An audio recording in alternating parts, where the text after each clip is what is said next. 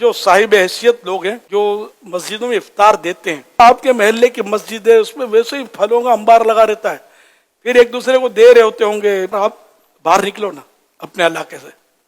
آپ نہیں جا سکتے، اپنے ملازم کو بھیج دو۔ ایسی کالونیاں، ایسے غریب لوگ آپ کو ملیں گے، بچے جن کے کباب سموسے کے لیے ترستے ہوں گے، غریبوں کے گھر میں افطار بھیجیں آپ۔ اب یہ آپ کو اسکیننگ کرنے کی ضرورت نہیں کہ گھر میں کون روزہ رکھتا ہے اور کون نہیں رکھتا، یا غریب ہے بھی واقعی کہ نہیں، یہ اسکیننگ نہیں کرنی۔ اگر کوئی مالدار ہے، کروڑوں پتی ہے، اس کو بھی اگر آپ نے کھجور دے دی، دل خوش ہوگا اس کا۔ یار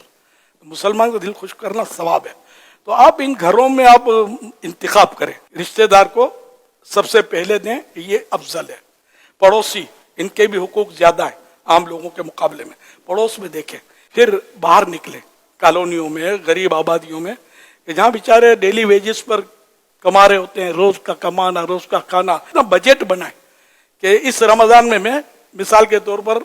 1,12,000 روپے کی افطاری بانٹوں گا۔ یہ زکوٰۃ میں نہیں ہے، زکوٰۃ فطرہ نہیں، بالکل صاف پیسہ اس کا دیں۔ 1,12,000 تو میں نے کہا 12 لاکھ کا کریں۔ اچھا رمضان کے 30 دن 30 لاکھ کا بجٹ بنا ہے، اچھا بہت 30,000 کا بنا لیں، 100 یعنی 3,000 کا بجٹ بنا لیں کہ 100 روپے کی افطاری بھیجوں گا اپنی حیثیت کے مطابق۔ آپ جتنا دو گے انشاءاللہ آپ کو بڑھے گا۔ دیکھنا غریبوں کے دل کی دعائیں نکلیں گی، بچوں کے دلوں کی دعائیں نکلیں گی کہ آج ہمارے پاس بھی یہ آیا، آپ کے پاس کیا آیا تو ہمارے پاس یہ آیا، ایسے خوش ہوں گے، آپ کو دعائیں دیں گے انشاءاللہ۔ سادات کرام، نیک بندے، بعد خطیب امام ہوتے ہیں، یہ میں بولتا ہوں، صحیح بولتا ہوں، یہ سفید پوش ہوتے ہیں، ان کی اتنی آمدنیاں نہیں ہوتی، ان کے گھروں میں دیں آپ۔ اللہ کرے دل میں اتر جائے میری بات۔ بعض ایسے فیکٹری اونر ہیں یا بڑے لوگ ہیں جن کے پاس 1,000 1,200 1,500 5,000 10,000 یا اس سے زیادہ ملازم ان کے انڈر کام کر رہے ہوتے ہیں، ان کی فیکٹری میں یا ان کے کسی بھی سسٹم میں کام کر رہے ہوتے ہیں۔ اب ملازمین کی تنخواہیں 25,000 30,000 35,000 یا اس سے کم۔ اگر یہ کوشش کریں اور اپنے انہی فیکٹری کے اندر جتنے بھی ملازمین ہیں وہ بڑی آپ کو بھی اندازہ ہے کہ کتنے میں خود ایک سیٹ سے ملا تھا، اس کے 18,000 ملازم تھے اس کی فیکٹری کے اندر۔ اللہ تو اب اتنے ہزاروں ملازمین کے ساتھ فیکٹریاں اور اپنے جو بھی نظام لے کر چل رہے ہوتے ہیں، اگر ان کے ساتھ یہ مطلب کام کریں، جی اس 5,000 6,000 10,000 ملازمین ہوتے ہیں فیکٹریوں کے اندر، اتنے بڑے بڑے یونٹ بنے ہوتے ہیں، بڑے سسٹم بنے ہوئے ہوتے ہیں، یہ صرف اپنے ملازمین میں اگر یہ کر دینا کہ یہ رمضان پیکیج کے طور پر، تو ان کے گھروں میں بھی پہنچ جائے نا، تو خود ان کے گھروں میں پہنچنا بھی ان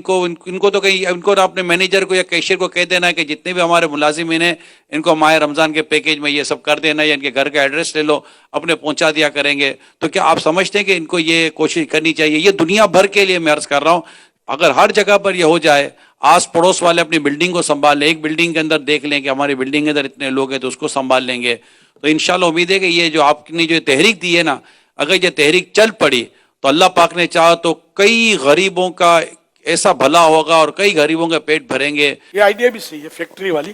لیکن یہ کہ فیکٹری میں جیسے کہ نوجوان کام کر رہا ہے، اب وہ کما رہا ہے، اب اس کو آپ نے دیا، اس نے جیب میں رکھ لے گا، تو پوسیبل ہو تو گھر میں کھانے کی چیزیں پہنچائے رقم کے بجائے رمضان میں، تاکہ ان کے بچوں کے منہ میں تو جائے یار، ورنہ باپ کو بھی دیں گے، پیسے دیں گے تو اس کا بھروسہ کیا کہ یہ ان کو کھلائے گا۔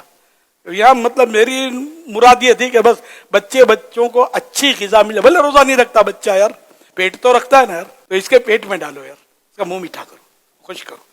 چیزیں ڈالو کھانے کی ان کے پیٹوں میں،